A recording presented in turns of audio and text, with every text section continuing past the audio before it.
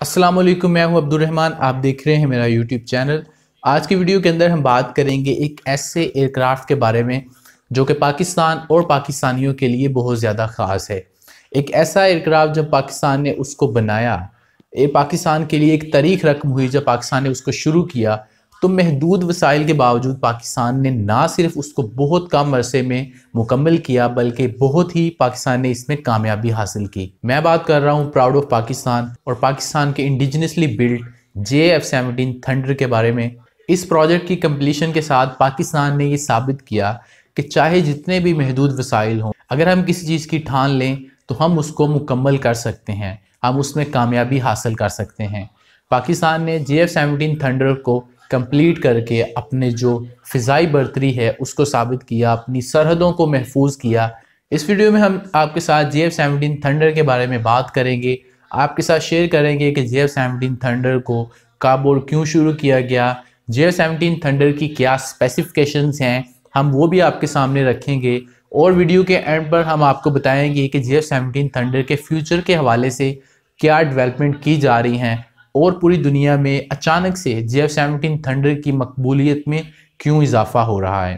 पाकिस्तान ने जब इस प्रोजेक्ट को शुरू किया तो उस वक्त पाकिस्तान के पास जो वसाइल थे वो बहुत ज़्यादा महदूद थे। ये वो दौर था जब 9/11 का वाक़या हो चुका था और उसके बाद अमेरिका अफ़गानिस्तान में बाकायदा तौर पर जंग शुरू कर चुका था और पाकिस्तान उस जंग में अमेरिका का इत्तेहादी था।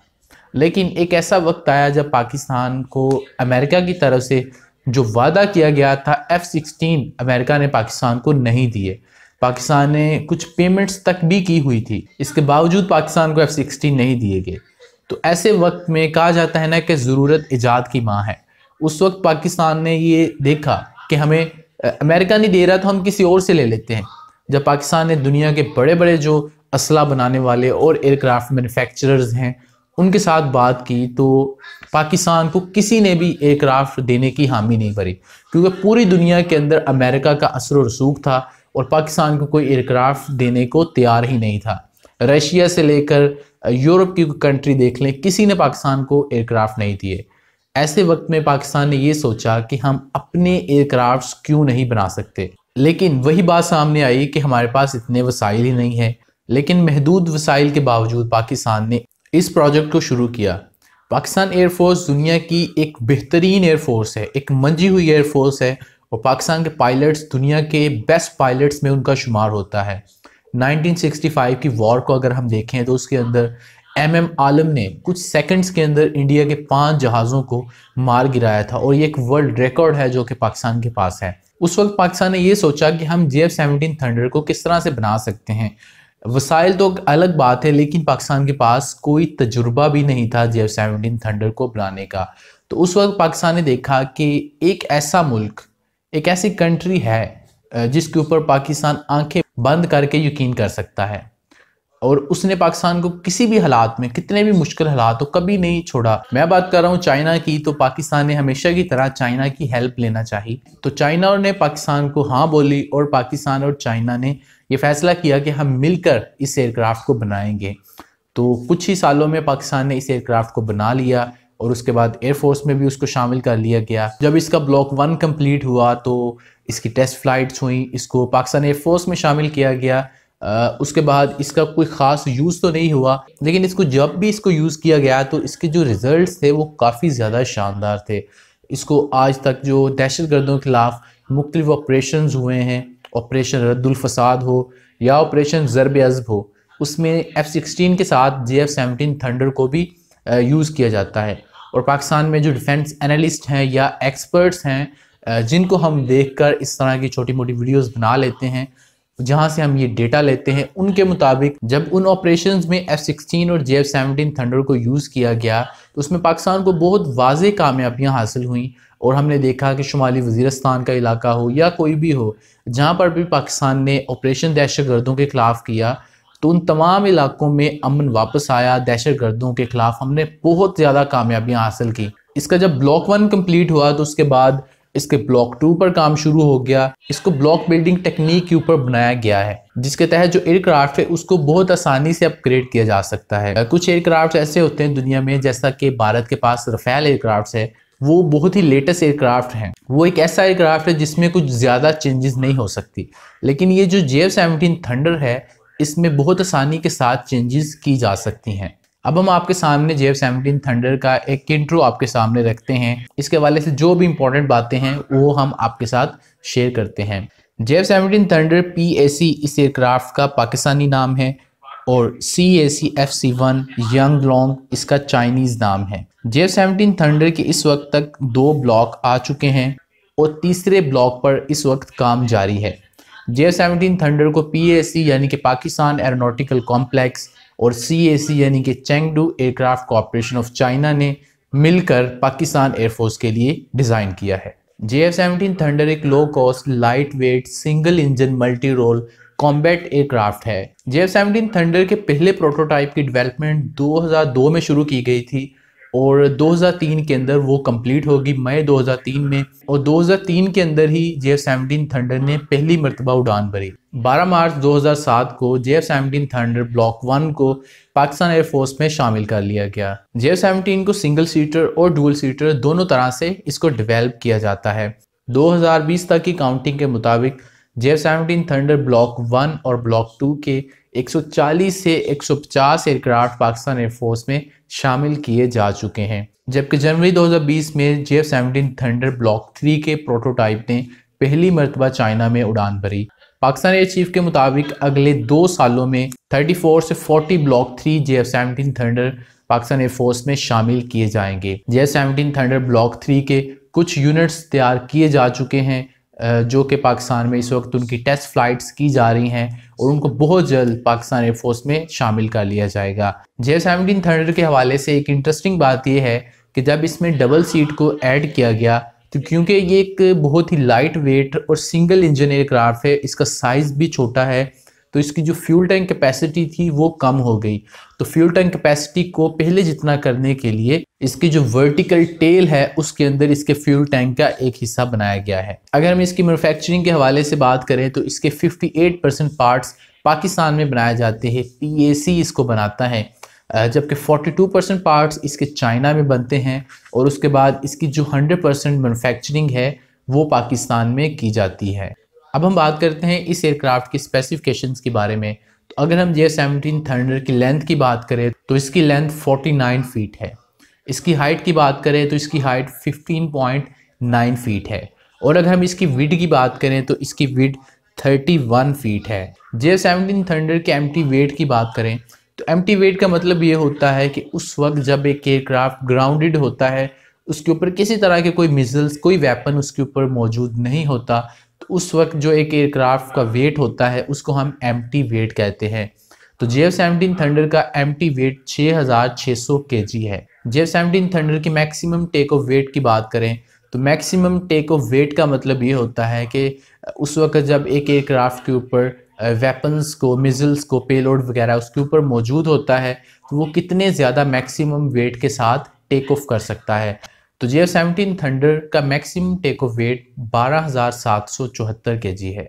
अगर हम बात करें JF-17 थंडर की ROC यानी कि रेट ऑफ क्लाइंब की, तो रेट ऑफ क्लाइंब का मतलब ये होता है कि एक एयरक्राफ्ट की ऊंचाई पर जाने की जो स्पीड होती है यानी कि वर्टिकल स्पीड, उसको हम ROC बोलते हैं।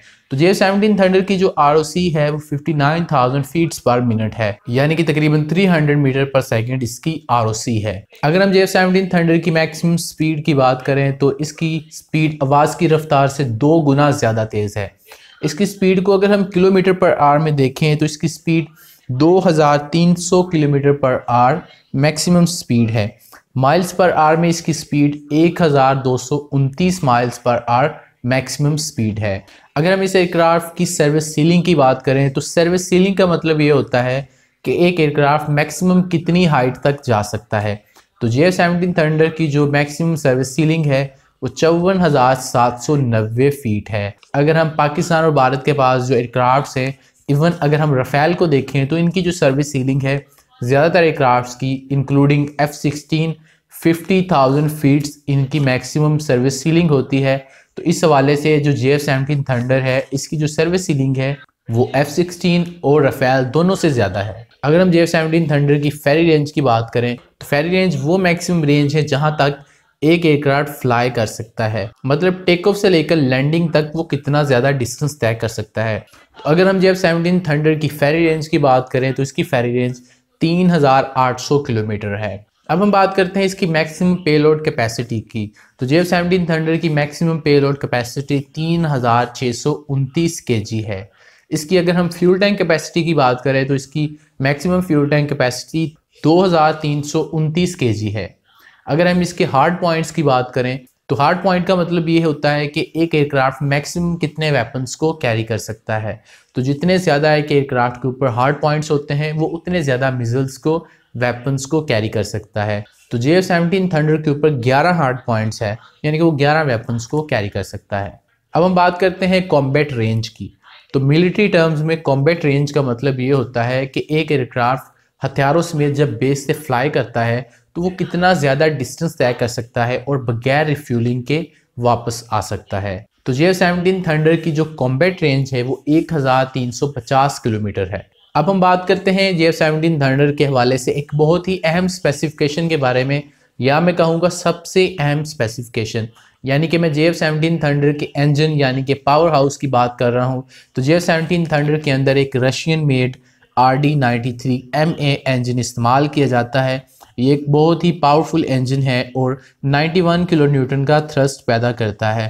RD-93 MA वो इंजन है जो कि RD-93 का एक अपग्रेडेड वर्जन है। अब हम बात करते हैं JF-17 थंडर ब्लॉक 3 के अंदर यूज़ होने वाले रेडार सिस्टम की। रेडार सिस्टम एक ऐसी टेक्नोलॉजी है जिसके बारे में हर मुल्क कंसर्न करता है जब वो किसी एयरक्राफ्ट को बाय करता है या उसको मैन्युफैक्चर करता है, तो इसके बारे में ज़रूर कंसर्न किया जाता है और ये कंसीडर किया जाता है कि इसको सबसे लेटेस्ट होना चाहिए रेडार सिस्टम को। तो JF-17 थंडर के अंदर जो रेडार यूज़ किया जाता है वो KLJ-7A AESA रेडार सिस्टम है। ये एक एयर कूल्ड रेडार सिस्टम है जो कि साइज़ में भी थोड़ा छोटा है लेकिन बहुत पावरफुल रेडार है। ये 40 टारगेट्स को एक टाइम में डिटेक्ट कर सकता है। अगर हम इसकी रेंज की बात करें तो इसकी रेंज 70 किलोमीटर है, यानी कि तकरीबन 92 नॉटिकल माइल्स इसकी मैक्सिमम रेंज है। अब हम बात करते हैं JF-17 थंडर के अंदर यूज़ होने वाले वेपन्स यानी मिसाइल्स की। तो ये एक ऐसी टेक्नोलॉजी है, अगर हम दुनिया में किसी भी एयरक्राफ्ट को डेडली कहते हैं तो अगर उसके अंदर ये वेपन्स डेडली नहीं है तो हम उस एयरक्राफ्ट को डेडली नहीं कह सकते, चाहे वो दुनिया का जितना भी लेटेस्ट एयरक्राफ्ट हो। तो JF-17 थंडर में इन तमाम चीज़ों का ख्याल रखा गया है और इसके अंदर इस तरह के वेपन्स को, मिसाइल्स को यूज़ किया गया है जो कि बहुत ज़्यादा लेटेस्ट है। इस वीडियो के अंदर हम 3 तरह के मिसाइल्स की बात करेंगे और तीनों एयर टू एयर है। लॉन्ग रेंज, शॉर्ट रेंज और मीडियम रेंज की हम बात करेंगे। ये एयरक्राफ्ट BVRAM यानी कि beyond visual range air to air missiles को कैरी करने की सलाहियत रखता है। सबसे पहले अगर हम लॉन्ग रेंज मिसाइल की बात करें तो JF-17 थंडर के अंदर एक Chinese made PL-15 missile use किया जाता है। PL-15 की जो स्पीड है वो आवाज़ की रफ्तार से 4 गुना तेज़ है। ये एक BVRAM मिसाइल है और इसकी जो रेंज है वो 300 किलोमीटर है, जो कि बहुत ज़्यादा रेंज है। बहुत ज़्यादा इसलिए मैं कह रहा हूँ क्योंकि हमारे जो ओपोनेंट्स हैं, हमारा हरीफ मुल्क भारत है, उनके जो लेटेस्ट रफ़ेल एयरक्राफ्ट है उनके अंदर मीटियोर नाम का एक मिसाइल यूज़ किया जाता है जिसकी रेंज 300 किलोमीटर से काफ़ी ज़्यादा कम है। इस मिसाइल को चाइना ने 2015 में बनाया था और जब इसको बनाया था तो अमेरिका की जानब से इसके ऊपर तहफ़्फ़ुज़ात का इजहार किया गया था। 2020 में जब चाइना ने पाकिस्तान को ये मिसाइल दिया है, इस वक्त भी अमेरिकन ऑफिशियल्स की तरफ से इसके ऊपर कंसर्न शो किए गए हैं और कहा जा रहा है कि चाइना और पाकिस्तान ने कोई खुफिया टेक्नोलॉजी बनाई है और चाइना पाकिस्तान को भी ये टेक्नोलॉजी JF-17 थंडर के लिए दे रहा है। मीडियम रेंज की अगर हम बात करें तो मीडियम रेंज के अंदर भी एक Chinese made PL-12 missile use किया जाता है। ये जो मिसाइल है इसकी स्पीड आवाज़ की रफ्तार से 4 गुना तेज़ है और इसकी जो रेंज है वो 100 किलोमीटर्स है। शॉर्ट रेंज मिसाइल्स की बात करें तो JF-17 थंडर के अंदर शॉर्ट रेंज में IRIS-T एक मिसाइल यूज़ किया जाता है जिसकी जो रेंज है वो 25 किलोमीटर तक है और इसकी जो स्पीड है वो आवाज़ की रफ्तार से 3 गुना ज़्यादा तेज़ है। इसके अलावा एक और मिसाइल PL-10E भी इसके अंदर यूज़ किया जाता है। इसकी जो रेंज है वो 20 किलोमीटर है और इसकी जो स्पीड है वो आवाज़ की रफ्तार से 3 गुना ज़्यादा तेज़ है। इन तमाम मिसाइल्स के अलावा JF-17 थंडर के अंदर air to surface, air to ground, anti radiation, anti ship, glide bombs और दीगर मिसाइल्स भी यूज़ किए जाते हैं। अब हम बात करते हैं इस वीडियो के सबसे इंटरेस्टिंग पार्ट, यानी कि जैसा कि हम वीडियो के शुरू में आपको कहा कि हम आपको बताएंगे कि JF-17 थंडर की मकबूलियत में पिछले 2 सालों में किस तरह इजाफा हुआ और इसकी रीज़न क्या है।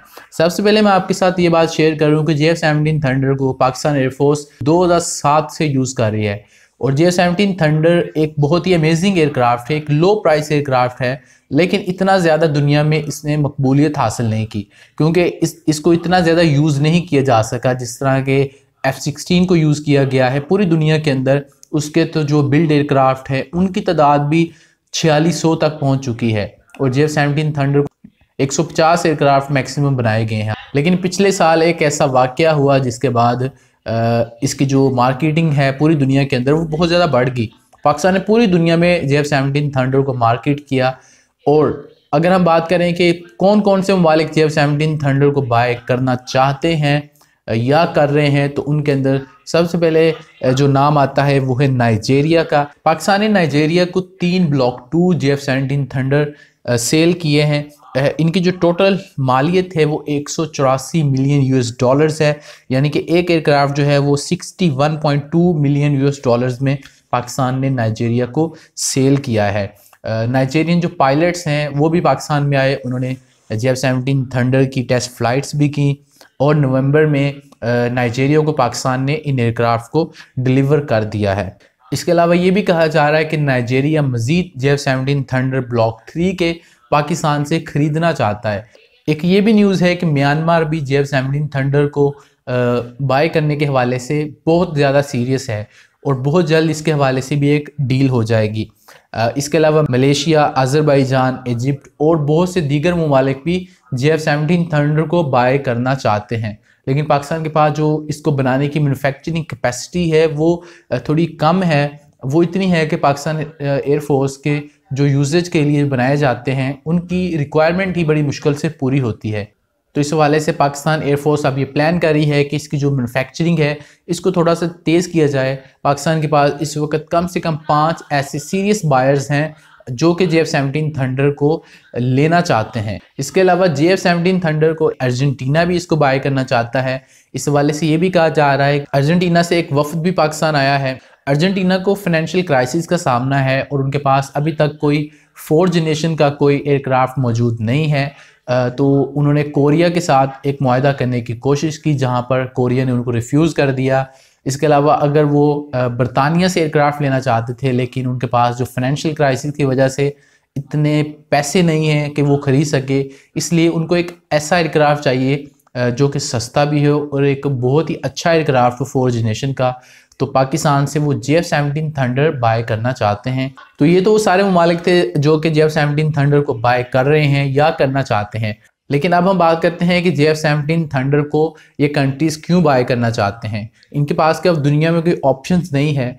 तो इसका बहुत ही सादा सा जवाब है कि JF-17 थंडर की मकबूलियत में उस वक़्त बेइंतहा इजाफा हुआ जब 27 फरवरी 2019 को इंडियन MiG-21 और Su-30 को मार गिराया था। याद रहे MiG-21 तो चलो एक आउटडेटेड एक एयरक्राफ्ट है, लेकिन Su-30 एक बहुत ही अमेजिंग एयरक्राफ्ट है, एक रशियन मेड एयरक्राफ्ट है और इंडिया इसके ऊपर बहुत ज़्यादा रिलाई कर रहा था। राफेल तो इंडिया ने अब खरीदे हैं, लेकिन इससे पहले Su-30 उनका एक फ्रंट लाइनर के तौर पर एयरक्राफ्ट था। तो 27 फरवरी को 50 सेकंड्स में JF-17 थंडर ने डॉग फाइट में MiG-21 और Su-30 को निशाना बनाया। तो उसके बाद से लेकर पाकिस्तान के जो JF-17 थंडर है उनकी मकबूलियत में बेइंतहा इजाफा हुआ। 27 फरवरी के उस वाक़या के बाद शर्मिंदगी से बचने के लिए भारत ने बहुत कोशिश की कि एक ऐसा ड्रामा रचाया जाए कि हमने पाकिस्तान का F-16 गिराया है और पाकिस्तान ने JF-17 थंडर यूज़ ही नहीं किया। लेकिन पाकिस्तान ने इसके एविडेंस दिए कि हमारे पास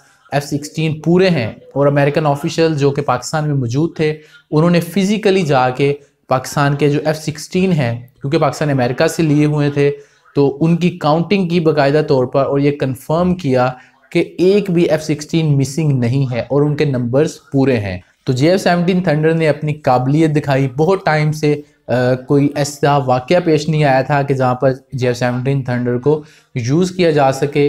दहशतगर्दों के खिलाफ ऑपरेशन में इसको यूज़ ज़रूर किया गया था, लेकिन जब भारत के खिलाफ इसको यूज़ किया गया तो पूरी दुनिया में JF-17 थंडर मार्केट हो गया। अब दुनिया के तकरीबन 5 ऐसे ममालिक हैं जो कि JF-17 थंडर को बाय करने में बहुत ज़्यादा दिलचस्पी रखते हैं। इस हवाले से अगर कोई कमी कोताही है तो वो सिर्फ पाकिस्तान के एंड से है। अगर पाकिस्तान उनके साथ डील करना चाहे तो 2021 में 5 ममालिक से डील हो सकती है। इंडियन मीडिया जो भी दिखाता रहे कि JF-17 थंडर यूज़ नहीं हुए, इवन पाकिस्तान में ऐसे बहुत सारे लोग हैं जो कि कहते हैं कि जी इतने अच्छे एयरक्राफ्ट नहीं है, लेकिन पूरी दुनिया मान रही है कि JF-17 थंडर ने क्या कमाल महारत दिखाई थी और भारत ने कोई F-16 नहीं गिराया। पाकिस्तान के JF-17 थंडर ने ही Su-30 और MiG-21 गिराया है। न्यूयॉर्क पोस्ट तक, दुनिया के बड़े बड़े जो मैगजीन्स हैं या न्यूज़पेपर्स हैं, वो इस बात को तस्लीम कर रहे हैं। उन्होंने इस बात को तस्लीम किया है और उस वक्त भी उनकी हेडलाइंस थी कि पाकिस्तान ने भारत के 2 त्यारे गिराए हैं और उसके अंदर JF-17 थंडर को ही यूज़ किया है। तो उम्मीद करते हैं आपको आज की हमारी ये एफर्ट पसंद आई होगी। आप हमें कमेंट सेक्शन में अपना फीडबैक दीजिए। आप हमें बताइए कि JF-17 थंडर के बारे में आपके क्या ख्यालात हैं और आपके ख्याल में JF-17 थंडर एक कैसा एयरक्राफ्ट है। इसके अलावा आप हमें कमेंट सेक्शन में बताइए कि आप किन और एयरक्राफ्ट्स के बारे में एक रिव्यू देखना चाहते हैं। हम आपके लिए इस चैनल के ऊपर पहले ही कुछ रिव्यूज़ पोस्ट कर चुके हैं JF-17 थंडर और राफेल के बारे में, हेल तेजाज के बारे में, F-16 के बारे में, J-10C के बारे में। तो अगर आपने अभी तक उन वीडियोज़ को चेकआउट नहीं किया तो आप इस चैनल के ऊपर उन वीडियोज़ को भी चेकआउट करें। वो वीडियोज़ आपको ऊपर यहाँ पर मिल जाएंगी। इस वीडियो को लाइक कर दें, शेयर कर दें और अगर आपने अभी तक हमारे इस चैनल को सब्सक्राइब नहीं किया तो इस चैनल को सब्सक्राइब कर दें और बेल आइकन को भी क्लिक कर दें, क्योंकि हम इस चैनल के ऊपर आपके लिए बहुत सारी ऐसी वीडियोस लेकर आते रहते हैं। तो जब भी हम कोई नई वीडियो अपलोड करें तो आपको उसका नोटिफिकेशन मिल जाए।